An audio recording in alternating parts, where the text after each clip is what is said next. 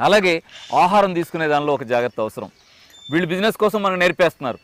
అంటే వేపుళ్ళు తినటం ఎలా, మార్చిని తినటం ఎలా, వేయించి అక్కడ పెట్టేస్తే నెల రోజుల తర్వాత తినటం ఎలా, దానికి భలే పేరు పెట్టేస్తారు. ఆ పేరేమో మనకు అట్రాక్టివ్గా ఉంటుంది. ఎన్నడూ ఏనని పేరు అది ఇంగ్లీష్లోనే పెట్టేస్తారు. ఫాస్ట్ ఫుడ్ అంటారు. అంటే అదేం ఫుడ్డో అనుకుని అక్కడికి వెళ్ళి తినేస్తూ ఉంటాం. వేయించి ఉండేసరికి కరకరలాడిపోతుంది. వాళ్ళు కూరగాయలైనా ఏం చేస్తున్నారు, మార్చేస్తున్నారు. కోడిగుడ్లైనా ఏం చేస్తున్నారు, మార్చేస్తున్నారు. మాంసం ముక్కలైనా ఏం చేస్తున్నారు, మార్చేస్తున్నారు. మన పిల్లలేమో తెలియక వాడి దగ్గరికి వెళితే వాళ్ళు ఏం చేస్తారంటే నెల రోజుల క్రితం వండిందని ఓవెన్లో పెట్టి తీసి ఎదురుగా పెడితే అబ్బా వేడిగా పెట్టాడని తినేస్తాడు. మనకి డాక్టర్ ఎక్కడ దొరుకుతాడు? ఆ డాక్టర్ని కన్సల్ట్ అవ్వాలంటే ఖచ్చితంగా నేచురల్ ఫుడ్ మనం తీసుకొని తినాలి. ఒక జామ పండు తినండి, డాక్టర్ని కలిసినట్టే.